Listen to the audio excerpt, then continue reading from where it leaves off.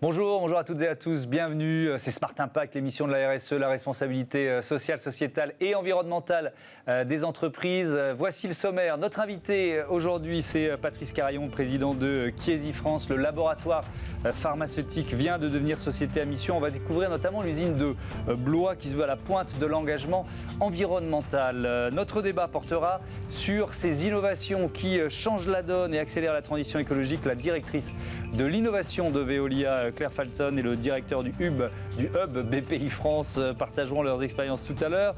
Dans Smart Ideas, on partira à la rencontre de Baobab Plus, cette entreprise qui veut électrifier et digitaliser l'Afrique rurale. 3 thèmes, 30 minutes pour les développer. C'est Smart Impact, tout de suite.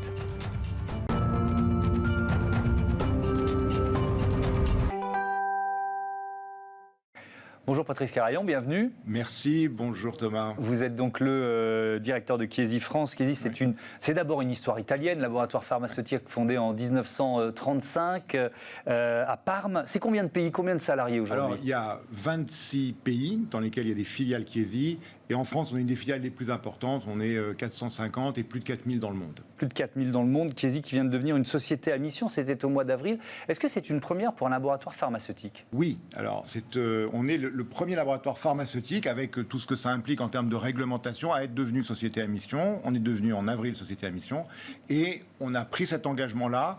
Alors l'idée, c'est d'inspirer les autres laboratoires pharmaceutiques en disant qu'on n'est pas tout d'un coup devenu parfait en devenant société à mission, mais on prend des engagements, on l'écrit, on les inclut dans nos statuts désormais. Oui, c'est ça ce que ça veut dire, être société à mission. Des engagements concrets qui seront vérifiables, parce que c'est ça aussi la question. Donc, quel type d'engagement? Alors, on prend 3 engagements, 3 rubriques d'engagement. Donc, notre mission, c'est prendre soin des patients et de la planète aujourd'hui pour demain. À partir de là, on a décliné 3 types d'engagements.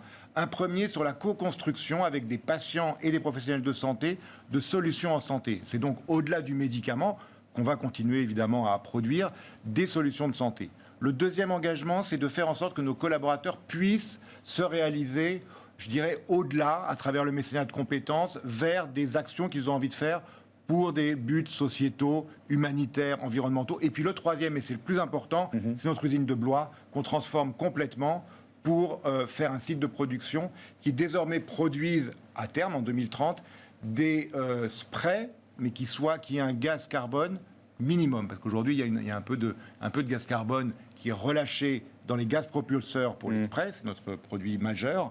Et nous voulons désormais être les premiers à pouvoir inspirer une transformation de l'outil de production. Ces sprays, ils soignent quelle maladie d'ailleurs? Alors l'asthme et la BPCO, bronchopneumopathie chronique obstructive. D'accord. Qui sont... Et l'asthme, oui, l'asthme, c'est les sprays qu'on utilise, alors qu'on connaît bien. Et il y a aujourd'hui un rejet carbone léger, mais on peut, avec un nouveau gaz propulseur, avoir un rejet minimum. Mais ça suppose quel type d'investissement, ça? Alors, c'est 350 millions au niveau du groupe, parce qu'il faut réenregistrer tous les process de fabrication, et plus particulièrement en France, parce qu'on va le faire à Blois. Ce spray va être produit à Blois, notre usine de Blois. C'est 50 millions d'euros. C'est effectivement de la création d'emplois sur le bassin de, plus particulièrement, la ville de la chaussée Saint-Victor à côté de Blois. La chaussée Saint-Victor, près de Blois. Alors, visitons cette usine et ce que vous voulez en faire. Donc, il y a 50 millions d'euros d'investissement. Qu'est-ce qui va changer dans l'usine de Blois, ou qu'est-ce qui a déjà changé? Alors, ce qui a déjà changé, c'est qu'on va être uniquement sur du recyclable, donc de l'énergie recyclable. Donc ça, c'est déjà le cas. Et ce qui va changer, c'est qu'on va être désormais le site de référence pour cette nouvelle production pour le monde entier. Aujourd'hui, le site de référence est à Parme. Demain, le site sera à Blois. Donc c'est aussi, je dirais, une attractivité de la France. Et puis, je dois dire qu'on a bénéficié aussi du plan France Relance. Ça a été communiqué pour faire des investissements de transition écologique supplémentaires à raison d'1,5 million qu'on a annoncé la semaine dernière avec les ministres présents. Oui. Parmi ces engagements à l'usine de Blois, 0 émission, ni rejet dans l'air, ni rejet dans l'eau. Et là, rentrons un peu, ouvrons le capot. Comment vous atteignez cet objectif? Alors, l'eau, en fait, à travers le circuit propre de l'usine, on va avoir une eau qui est, c'est ce que dit le patron du site et ce qui est prouvé, une eau qui va être plus pure qu'à son entrée. Donc en fait, finalement, on a mis en place un investissement qui permet de recycler tous les matériaux et tout ce qui est utilisé pour l'usine de Blois. D'accord, donc ça c'est pour l'eau, pour l'air. Pour l'air, alors Je dirais que là, c'est plus simple et on est sur un environnement pharmaceutique qui, en général, est très soucieux de l'environnement. Donc ça, effectivement, ça veut dire que les filtres sont particulièrement haut de gamme, ou en tout cas avec des critères de sélection les plus drastiques, c'est ça? Oui, on est au plus haut de la technologie. Ouais. Mais ce qui a été le plus important, c'est de pouvoir être capable de produire avec ce nouveau gaz qui a des particularités propres et de faire en sorte qu'on puisse également avoir une stabilité complète de cette production. Et donc, on va avoir des sprays qui vont être produits à partir de 2025 avec un rejet qui va être minimum. Il y a une exemption dès maintenant pour les médicaments par rapport à ces gaz HFC. L'idée, c'est effectivement d'initier un mouvement pour qu'on soit désormais, puisqu'on peut le faire, à gaz carbone minimum partout dans le monde en production de spray. Quand vous dites que vous espérez initier un mouvement, c'est quoi la situation, justement, l'engagement d'autres labos pharmaceutiques sur ce chemin de la transition écologique? Alors, il y a différents types de chemins. Il y a les chemins qui sont pris par certains laboratoires qui sont contrôlés par des fondations, qui peuvent avoir des buts de recherche et développement ou des buts humanitaires. Et puis, il y a également d'autres laboratoires comme nous qui appartiennent ou à un capitalisme familial ou à un capitalisme, je dirais, avec différents actionnaires. Et nous, on témoigne. Donc merci, merci d'abord, merci de ce que vous faites par rapport à cette émission, c'est important. Et merci de donner l'occasion de témoigner, de donner envie et de dire surtout que ces engagements qui sont pris sont forts, ils vont être suivis par un organisme tiers indépendant, mais ils ne veulent pas dire que du jour au lendemain, on est devenu parfait. On a des points de repère, on a des points de mouvement, et le comité de mission qui va être mis en place va évaluer nos engagements, et puis tous les 18 mois, puis la première fois au bout de 18 mois, puis tous les 2 ans, on va être audité par cet organisme tiers indépendant dont on vient d'avoir les décrets d'application. Donc, bien sûr, c'est opposable, mais je dirais que c'est surtout dire à l'ensemble des personnes qui travaillent dans l'industrie pharmaceutique et autour de l'industrie pharmaceutique que l'on peut initier ce mouvement.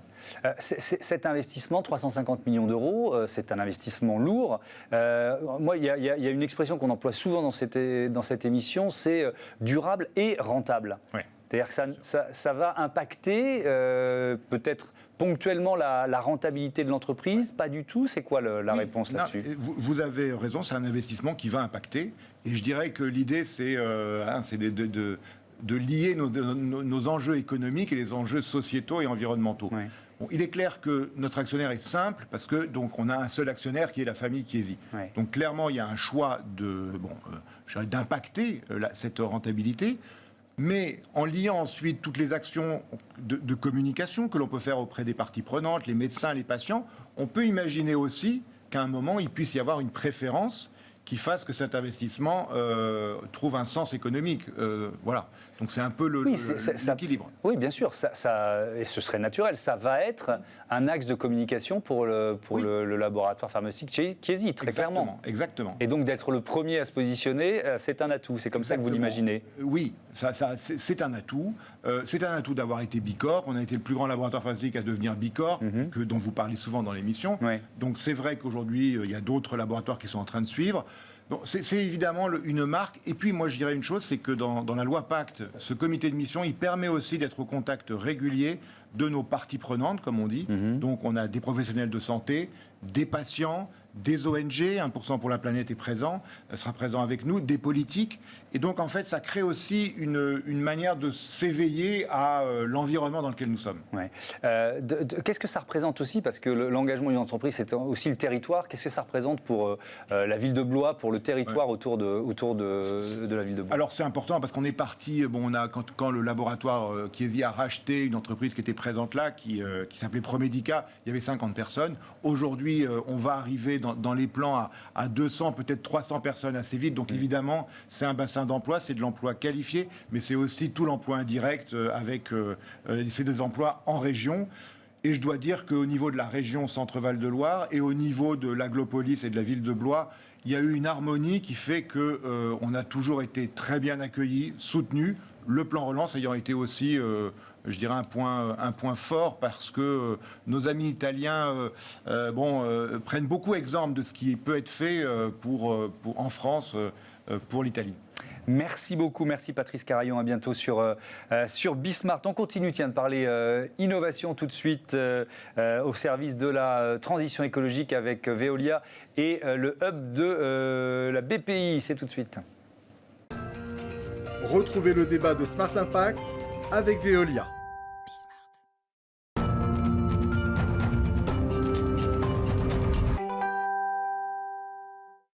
Comment les innovations accélèrent la transition écologique? On en débat tout de suite avec mes invités. Claire Falzon, bonjour. Bienvenue, vous êtes directrice de l'innovation chez Veolia. Et Jonathan Lascar, bonjour. Bienvenue, directeur BPI France, le hub. L'innovation, c'est évidemment l'une des briques de la transformation vers une économie durable et rentable. Est-ce que vous diriez que c'est la plus importante? Vous allez me dire oui, c'est mon métier.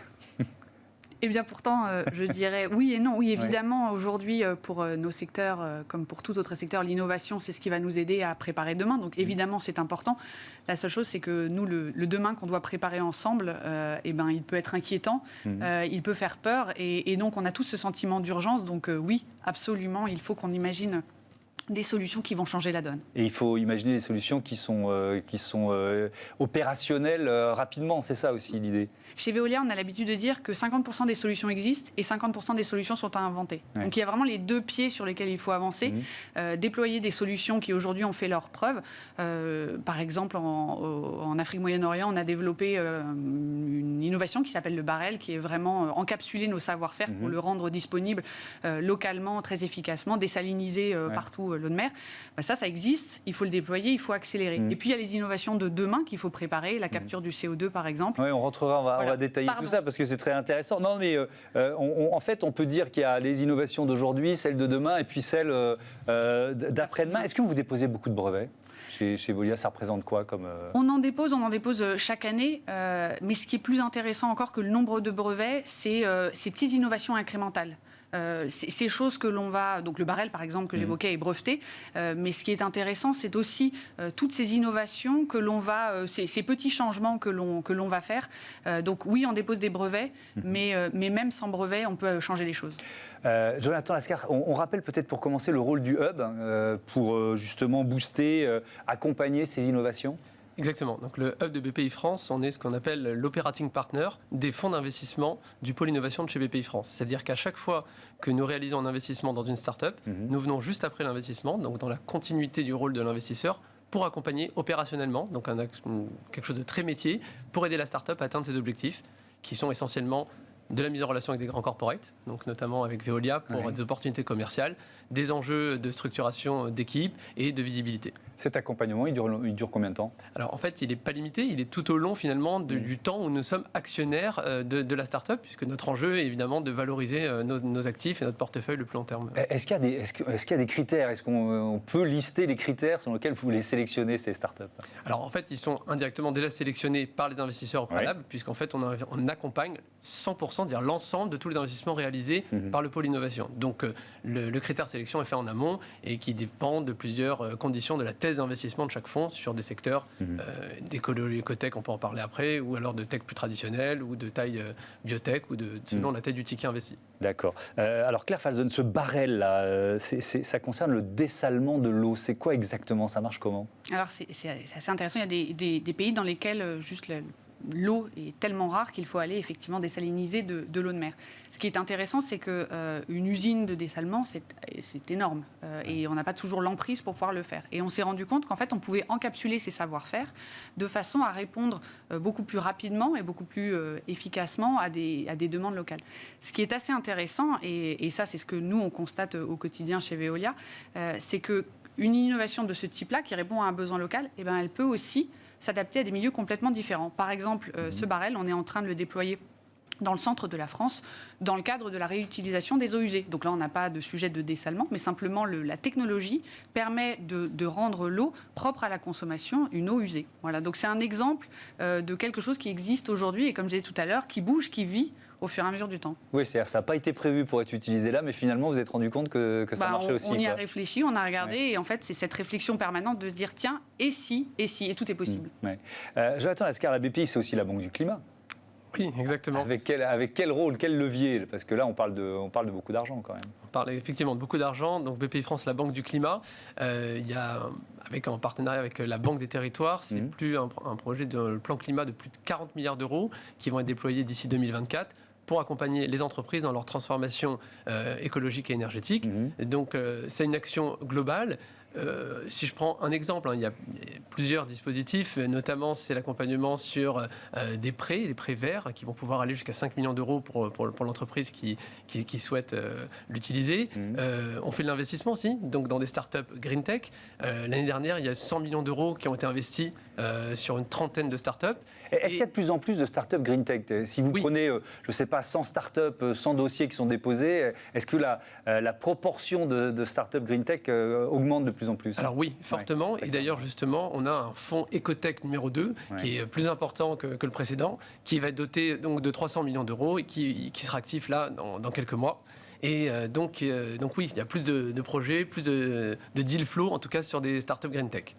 Alors, il y a une autre innovation qui illustre bien, d'ailleurs, vous avez parlé du lien entre les startups et les grands groupes, c'est la bioconversion, ou comment utiliser les insectes pour recycler le plastique. D'abord, Claire Falzon, qui a eu l'idée? Ça vient d'où l'idée chez Veolia? Alors précisément, la bioconversion, c'est transformer des insectes, faire grandir des insectes, les transformer en farine et nourrir des animaux. Donc là, c'est moins le recyclage que se substituer à des farines et à des protéines, en l'occurrence, qui sont qui peuvent être polluantes ou en tous les cas énergivores. Qui a eu l'idée? Plein de gens. Je pense que tout le monde s'est dit à un moment, enfin, il y a dans certaines cultures, on peut évidemment se nourrir d'insectes, donc ça, c'est quelque chose qui existe depuis toujours. Et je pense qu'en fait, à un moment, on s'est rendu compte qu'il fallait tenter, il fallait essayer. Donc, en l'occurrence, nous, on a deux partenariats avec des startups. Donc, on avait cette idée, mais il fallait se lancer.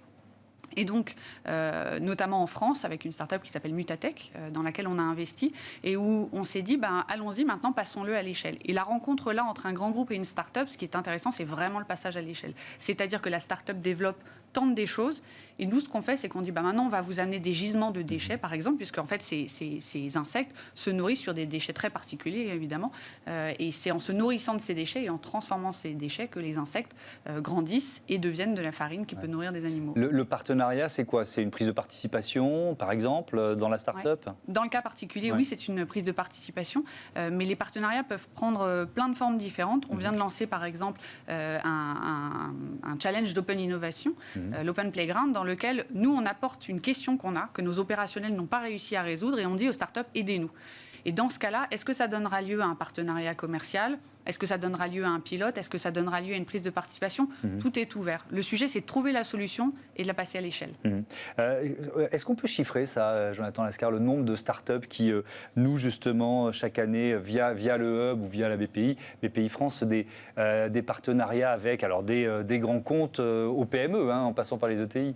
Alors, chiffrer, c'est assez compliqué. J'ai presque envie de dire c'est presque 100% des startups qui ont besoin de nouer des partenariats. Un jour ou l'autre. Un jour ou l'autre, mais même très rapidement. Notre enjeu, c'est à chaque fois justement de les faire rencontrer. Ce sont deux communautés différentes. On a cette structure de start-up assez jeune qui est en train de se développer, qui a besoin justement d'avoir des points d'accès avec les grands groupes, et les grands groupes qui juste jouent le jeu, d'ouvrir les portes pour faire entrer l'innovation chez eux et avancer ensemble vers des solutions qui permettent d'être plus profitables pour les uns et les autres. Vous avez des exemples récents de partenariat plutôt dans la green tech? Oui, alors si je prends, il y a la startup Zei. Zei, c'est une startup qui permet de définir sa politique RSE, ce qui est essentiel, puisqu'on dit il faut mesurer, mais comment on mesure et qu'est-ce qu'on mesure? Il y a un partenariat qui a été fait avec un grand assureur. De l'autre côté, on a une autre startup qui s'appelle Authentic Materials, qui fait du recyclage de produits naturels, comme le bois, le cuir, et travaille beaucoup avec les industries du luxe, donc les grandes marques, pour justement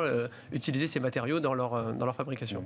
Alors il y a aussi l'innovation qui nous emmène, nous, à voir encore plus loin pour le futur. Vous travaillez sur la capture du CO2. Alors là aussi, c'est quoi l'idée de départ?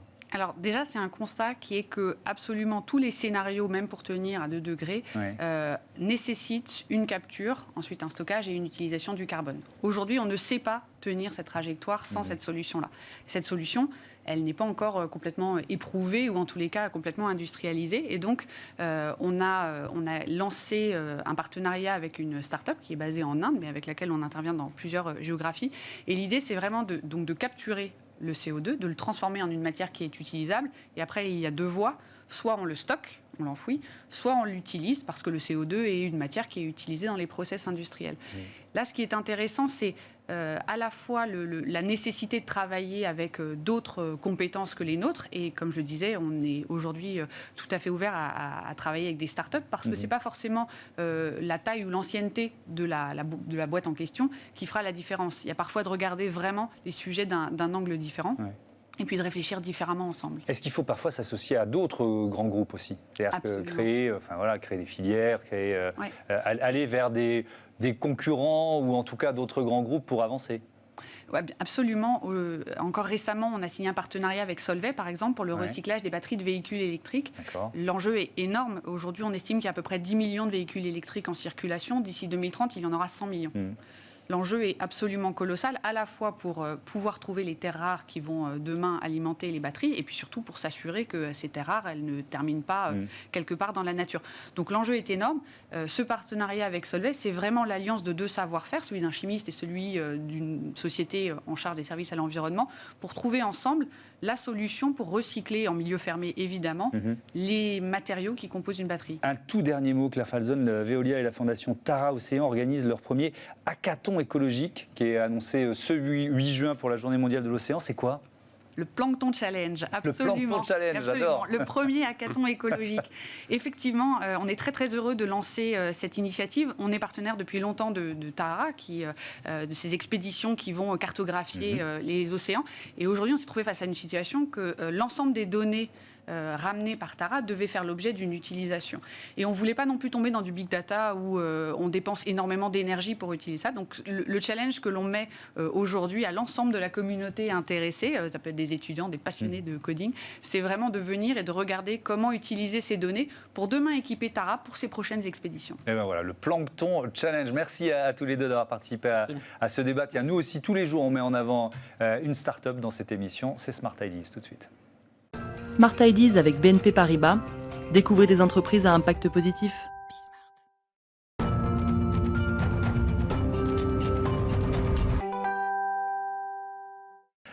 Smart Ideas, la bonne idée du jour est signée Alexandre Coster. Bonjour, bienvenue. Bonjour, vous êtes le fondateur, le président de Baobab Plus, filiale du groupe Baobab qui est spécialiste du microcrédit et des services financiers. C'est quoi le concept de Baobab Plus ? Alors l'idée, c'est face à une problématique qu'on voit qu'on a en zone rurale, dans encore beaucoup de pays d'Afrique, encore en 2021, plus de 80% de la population qui n'a pas accès au réseau électrique.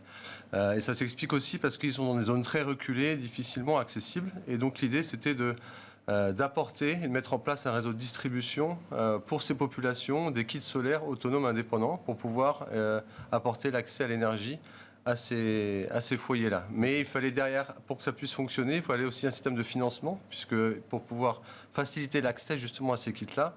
Donc ce sont des kits solaires intelligents qu'on peut contrôler à distance et qu'on a intégrés avec des moyens de mobile money qui existent, qui sont très présents en Afrique. Ouais. Et qui permettent ainsi, en fait, au foyer de pouvoir payer à coût de 40 centimes, 30 centimes d'euros en fonction des modèles, leur kit solaire par mobile money et qu'on peut contrôler à distance jusqu'à ce qu'ils arrivent au montant global et devenir propriétaires de leur solution. Oui, donc ils n'ont pas à avancer l'argent, c'est vraiment une solution qui est adaptée à la situation économique des régions où vous les installez. Vous avez équipé combien de personnes depuis que Baobab Plus Aujourd'hui, on est à peu près à 240 000 foyers. Ah oui, quand même. En 4-5 ans, dans 4 pays, Sénégal, Côte d'Ivoire, Mali, Madagascar. Donc clairement, il y a une forte demande et pour que ça puisse fonctionner, il faut aller effectivement une solution de financement adaptée aux populations qui dépensaient elles-mêmes chaque jour un montant relativement significatif en ce qui est bougies, lampes à pétrole, piles. Et donc en fait, le montant qu'on propose vient se substituer à ce montant-là, mais avec une énergie propre et bien plus efficace. Et avec un impact sociétal qui est majeur. Qu'est-ce que ça représente l'électrification? Tiens, par exemple, sur le temps d'étude des enfants. Il y a des études qui ont montré que ça augmente à peu près de 75% le temps d'étude. D'ailleurs, en fait, c'est assez amusant parce que l'idée de Baobab Plus m'est venue là. Donc, je travaille dans la microfinance, j'étais beaucoup dans les villages et je voyais tous ces enfants qui faisaient plusieurs kilomètres de leur village pour se retrouver. On voyait une cinquantaine d'enfants sous des lampadaires publics pour faire leurs devoirs.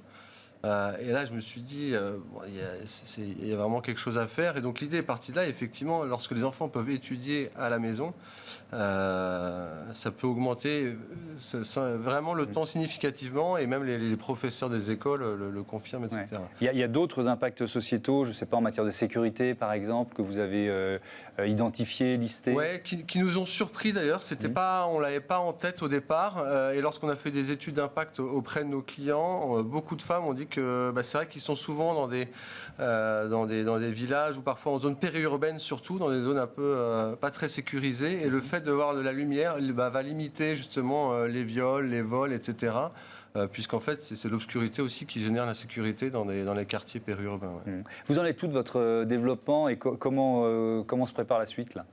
Là, on est sur un deuxième axe qu'on avait initialement lancé, qui se développe beaucoup. Pour moi, l'accès à l'énergie, donc on vient d'en parler, a déjà un certain impact.